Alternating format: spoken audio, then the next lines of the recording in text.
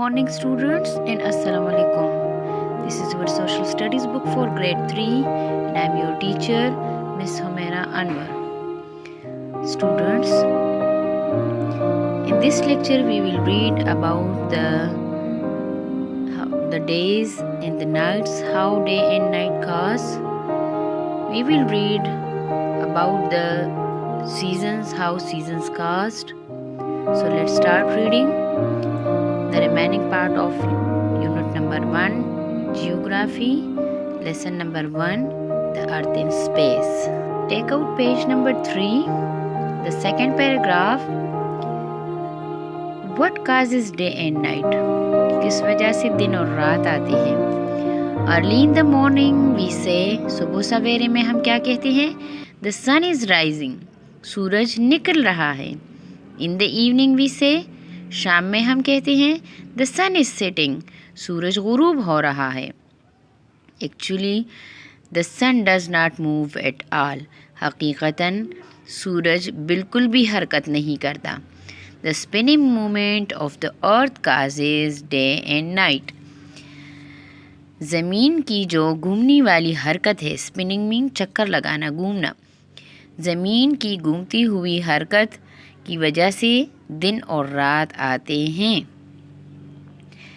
It is day in that part of earth which faces the sun, ये दुनिया की उस हिस्से में दिन होता है जहाँ पर सूरज की रोशनी सामने होती है. It is night on the other side that faces away from the sun, और ये रात होती है कहाँ पर? जहाँ पर सूरज की रोशनी से ये दूर होती है. यानी रात उस जगह पे आएगी जहाँ पर सूरज की रोशनी नहीं आती, वो दूर होती है. और दिन तब होगा जब सूरज की रोशनी बिल्कुल सामने होगी. मैं आपको डायग्राम के ज़रिए अब ये आपको समझाऊंगी. Night time for us is day time for people on the other side of the earth, ज़मीन की दूसरी तरफ रात का वक्त हमारे लिए होगा और ज़मीन की दूसरी तरफ पर दूसरे लोगों के लिए दिन का वक्त होगा. Student, you can understand by this diagram. आप देखिए ये फुल क्या है, ये अर्थ है.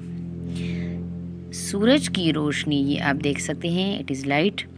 सूरज की रोशनी जहाँ पर आ रही है तो यहाँ पर इन कंट्रीज़ में क्या है? दिन है. जहाँ पर फिर सूरज की रोशनी नहीं आ रही वहाँ पर फिर रात है. The black part there is night and the bright part there is day time. आप देख सकते हैं कि ये पिक्चर में आप जिस तरफ सूरज जो है स्पिनिंग मूवमेंट करता है, यहाँ पर जो कंट्रीज़ हैं उन पर सूरज की रोशनी पड़ रही है तो यहाँ पर दिन का वक्त है. यहाँ पर सूरज की रोशनी नहीं पड़ रही तो यहाँ पर रात का वक्त है. अब ये गोल घूम के अगर यहाँ आ जाए तो यहाँ पर दिन हो जाएगा और ये वाली जितनी भी कंट्रीज़ है ये इधर आ जाएंगे तो यहाँ रात हो जाएगी. Hope you have understand this. Now another topic is land and water, ज़मीन और पानी. The surface of the earth is made up of land and water. Kurre अर्ज़, यहाँ अब हम ज़मीन को कुर्रे अर्ज़ बोल सकते हैं. कुर्रे अर्ज़ पर जो उसकी सतह है किस चीज़ से बनी हुई है? ज़मीन से और पानी से बनी हुई है. Seas and oceans make up almost 2/3 of the earth surface. समंदर और बहर, जो बड़े बड़े समंदर होते हैं उन्हें बहर कहते हैं. समंदर और बहर क्या करते हैं? ये ज़मीन की सतह पर 2/4 हिस्सों में है, 2/3 हिस्सों में है. Sorry. The land near the sea is called coast. ये आपके ब्लैंक्स में भी आए हैं, इसलिए इस चैप्टर को गौर से सुने, इस टॉपिक को भी सुने. The land near the sea is called coast. समंदर के नज़दीक जो ज़मीन होती है उसे क्या कहते हैं? साहिल. And it is usually very low, और ये उमूमन बहुत कम होता है. It is at same level as the sea ये समंदर के साथ ही उसी लेवल पे होता है, उसी सतह पे होता है। We say it is at sea level, तो हम क्या कहते हैं, ये समंदर की सतह के साथ है। In some places there are high mountains, कुछ जगहों पर ऊंचे पहाड़ हैं। You can see a chart, water is a lot of water on the surface of the land. 70% is water and 30% is land. They can reach a height or altitude over 8,000 meters above sea level. वो तकरीबन बहुत ऊंचाई पर और बुलंदी पर तकरीबन 8,000 metre कहाँ से ऊपर है, सतह समंदर से ऊपर है। ये माउंटेन्स की बात हो रही है कि तकरीबन ऐसे माउंटेन्स हैं जो 8,000 मीटर बुलंदी पर ऊंचाई पर हैं। अब उनमें से कौन सा फर्स्ट है? Mount Everest is in Nepal is the highest mountain in the world. Mount Everest जो है नेपाल में है और ये सब दुनिया का सबसे ऊंचा तरीन पहाड़ है। क्या है इसका? It is 8848 metres high. ये तकरीबन 8,848 मीटर बुलंदी पर है। स्टूडेंट्स, ये आपके इन्फॉर्मेशन के लिए भी है कि फ़र्स्ट क्या है, नेपाल में कौन सा पहाड़ है? नेपाल में माउंट एवरेस्ट है जो कि 8,848 मीटर बुलंदी पर है। इसे आप अपने जहन में नोट कर ले। दूसरा K2 है जो कि पाकिस्तान में है। क्या है? 8,611 metres high, the second highest peak in the world. और दूसरा क्या है? K2 पहाड़ है जो कि दुनिया का सबसे ऊंचा पहाड़ है, लेकिन दूसरे नंबर पर है। सेकेंड हाईएस्ट पीक है। दूसरा ऊंची तरीन चोटी है, 8,611 मीटर हाई है। वो 8,848 है, ये 8,616 है। ठीक है, ये पाकिस्तान में है। Put your finger on the next paragraph. Large areas of water on the earth are called oceans. पानी पर बहुत रकबे पर ज़मीन पर पानी का जो बहुत बड़ा रकबा होता है उसे क्या कहते हैं? बहर। Smaller areas are called seas. और जो छोटे एरियाज़ होते हैं, छोटे रकबे पर होगा, उसे समंदर कहते हैं। स्टूडेंट, ये भी आपकी इन्फॉर्मेशन के लिए है कि ओशंस और सीज़ में क्या फ़र्क है। तो ओशन अगर बहुत बड़े एरिया पर पानी होगा तो उसे हम बहर कहते हैं, और अगर कम रकबे पर पानी होगा, यानी उससे थोड़ा कम, बहर से कम, तो उसे हम सीज़ यानी समंदर कहते हैं। Sea water is salty.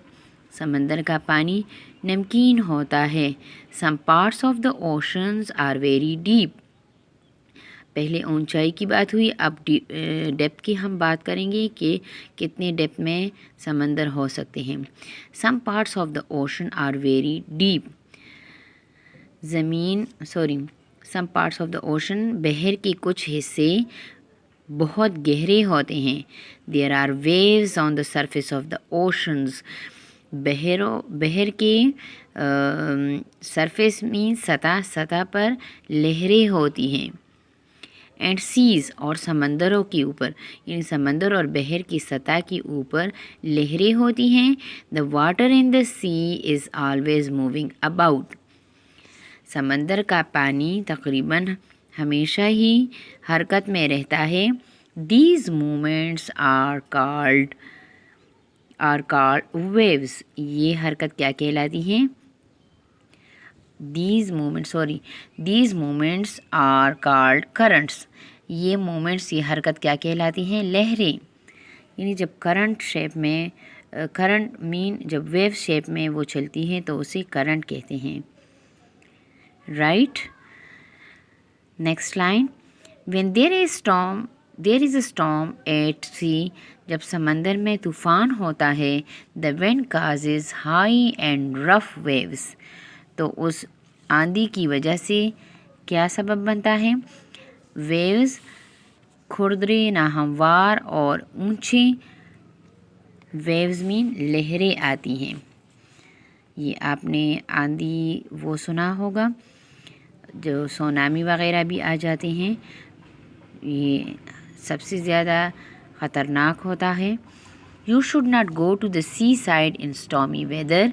आपको स्टॉमी वेदर मीन तूफ़ानी जो मौसम होता है, आंधी का जो मौसम होता है, तो उसमें समंदर की तरफ नहीं जाना चाहिए। It is dangerous. क्यों नहीं जाना चाहिए? क्योंकि ये बहुत ख़तरनाक है। So students, what we read in this, we read in this lecture about the high mountains, and first of all we read about the land and the water, that the land is made up of 70% of water and 30% of land. The earth is made up of 70% of water and 30% of land, यानी 70% हिस्सा जो है इस पर पानी मौजूद है और 30% हिस्सा इसका ज़मीन ही ज़मीन है। और दूसरी बात हमने क्या पढ़ी माउंटेन्स के बारे में, कि माउंटेन्स इस पर हैं तो बाज़ बहुत ज़्यादा ऊंची हैं।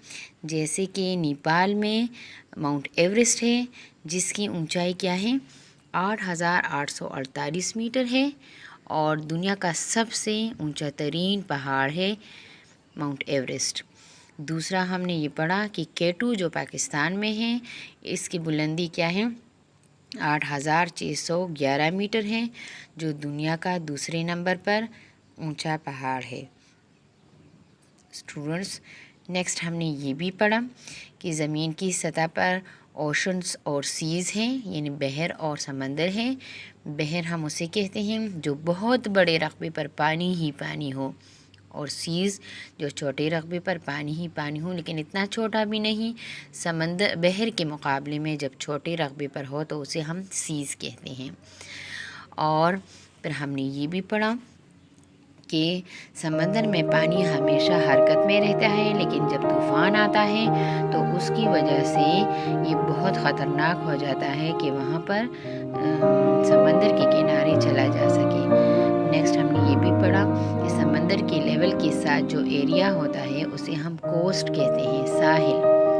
तो साहिल की जानिब जाना नहीं चाहिए जब समंदर में या तूफ़ान वगैरह का ख़दशा हो, तो साहिल पर नहीं जाना चाहिए, क्योंकि इससे डेथ्स के इम्कान हो सकते हैं, डूबने के इम्कान ज़्यादा बढ़ सकते हैं। बहुत से लोग डूब जाते हैं, वो शगल के लिए जाते हैं, और जब तूफ़ान आता है लहरें बुलंद होती हैं, लहरों में ज़ोर आ जाता है और वो